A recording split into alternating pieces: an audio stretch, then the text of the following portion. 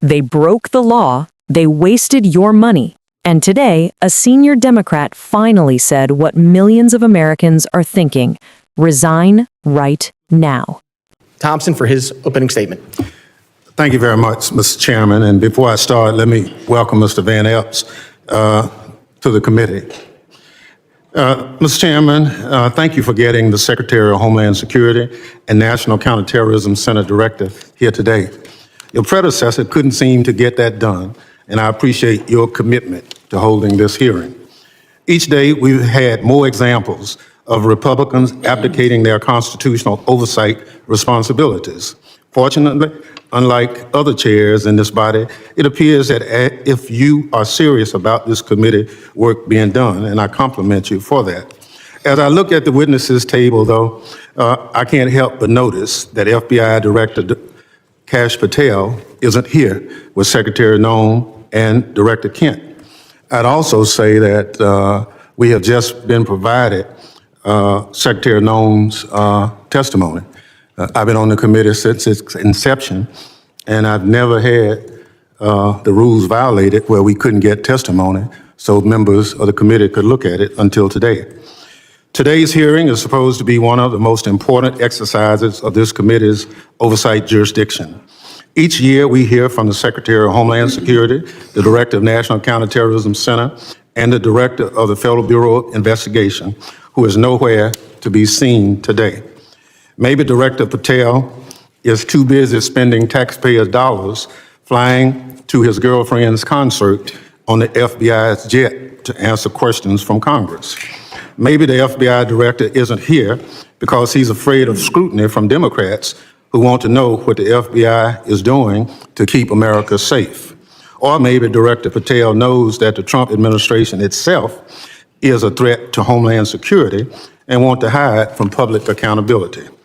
On the other hand, Director Kent is here, which is good because we have questions for him about NCTC's work, as well as his comments about the January 6th insurrectionists he called, and I quote, political prisoners, unquote, who deserve to be pardoned. Some of the people he defended, however, are back in jail for crimes like plotting to murder FBI agents and possession of child pornography. It's scary that these unserious people are in charge of keeping America safe from terrorism. But what's even scarier is that they work for an unserious and unhinged president who spends most of the days designing monuments to himself and finding new ways to hide the Epstein files. All of this puts America and its lives, people who live here, at risk every day. Now, Secretary Noem, everyone knows you love the spotlight. We've seen your commercials, but what you haven't provided to the committee, despite our many requests, are the questionable contracts that you've awarded to your friends to film you on the 2028 campaign trail. Unfortunately, this is nothing new. In their one big ugly bill, Congressional Republicans gave you a blank check, Secretary Noem, and you have wasted no time spending it on yourself.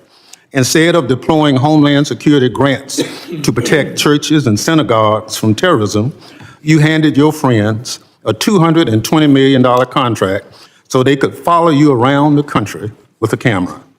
Instead of fully funding the DHS agency that protects our hospitals, schools, and electrical systems from cyber attacks, you spent $200 million to buy yourself new private jets. And instead of paying your way like the rest of us, you're living rent-free in a taxpayer-owned property that is supposed to be reserved for military leaders. Every penny that you spend on yourself represents the blood, sweat, and tears of hardworking Americans who expect their tax dollars to be spent on Homeland Security, not promoting you and your interests. Apparently, you haven't noticed that regular people are suffering under President Trump's affordability crisis. Or maybe you, like him, thinks it's a hoax and just don't care. Either way, such corrupt behavior hurts Homeland Security. But it's not just the corrupt behavior, Secretary Noem. that hurts Homeland Security. It's also your blatant disregard for the law. You cut programs and withheld congressionally appropriated money to prevent terrorist attacks and prepare for natural disaster. You eviscerated the Office of Civil Rights and Civil Liberties, which was supposed to keep DHS from violating Americans' constitutional rights. Within your own department, you illegally fired employees and retaliated against whistleblowers who reported wrongdoings at DHS. And during a shutdown, when frontline employees were working without a paycheck, your press shop never stopped using its social media accounts to push out racist and xenophobic posts.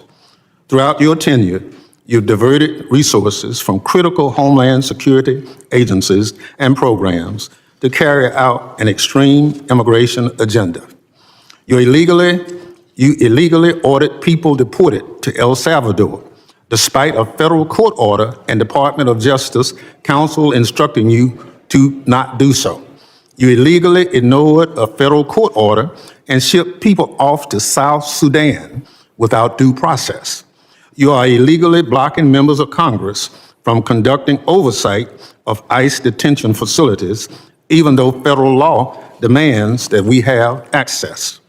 In the process of carrying out this extreme agenda, at your direction, DHS has terrorized, beaten, and detained hundreds, if not thousands, of American citizens.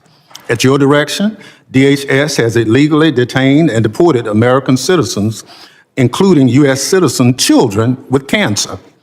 At your direction, DHS has illegally gassed, pepper sprayed, and put their knees on the necks of Americans, including military veterans and clergy. At your direction, DHS has illegally tackled, beat up, and humiliated United States citizens, including senior citizens.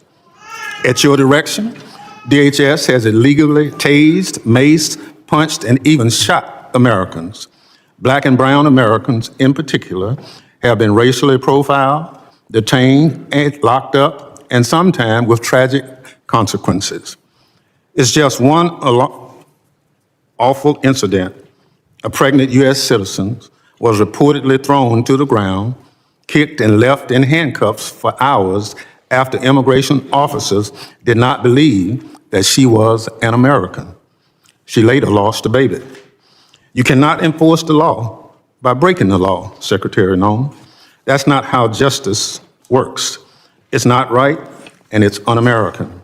And when Congress tries to carry out its constitutional oversight responsibilities to question you about your department actions, you hide, often with the help of congressional Republicans. Never in the history of the committee has a Secretary of Homeland Security hidden from congressional oversight like you and your department have, Secretary Noem. Our oversight letters to you go unanswered. You owe us by extending the millions of Americans who sent us to Congress as their representatives a response to over a dozen letters. Your predecessor came before this committee regularly under administrations of both parties. But under President Trump, you and other department officials have rarely shown their faces at committee hearings. In the first year of President Biden's term, his administration made 28 appearances before this committee. 28. Under President Trump, DHS officials have appeared to only 3 hearings before this committee, just 3. You, Secretary Noem, have appeared before this committee just twice. That's fewer appearances than your predecessor, Secretary Alejandro Mayorkas, who Republicans lambasted for not coming before the committee more often. It's interesting how my colleagues on the other side are now. Secretary Noem, I'll give you one thing. You showed up today rather than throwing a civil servant under the bus like Director Patel did. But you have systematically dismantled the Department of Homeland Security, put your own interests above the department, and violated the law. You are making America less safe. So rather than sitting here and wasting your time and ours with more corruption, lies, and lawlessness, I call on you to resign. Do a real service to the country and just resign. That is, if President Trump doesn't fire you first. I yield back. Gentleman yields back. Other members of the committee are reminded What that happened in this hearing wasn't political theater. It was a demolition. Bennie Thompson didn't hedge, didn't soften his words, and didn't pretend this was business as usual. He laid out, point by point, how Kristi Noem has turned the Department of Homeland Security into a personal slush fund and a weapon against the very people it's supposed to protect. This wasn't just about mismanagement.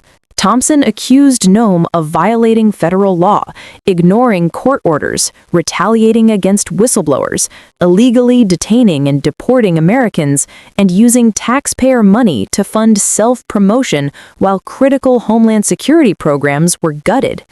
From private jets to campaign-style media contracts, from blocking congressional oversight to unleashing federal force on civilians, the picture he painted was one of lawlessness hiding behind power.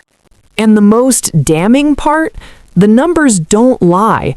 DHS officials under the current administration have practically vanished from congressional oversight, refusing to testify, dodging accountability, and treating the Constitution like an inconvenience. Thompson made it clear, this isn't just corruption, it's a direct threat.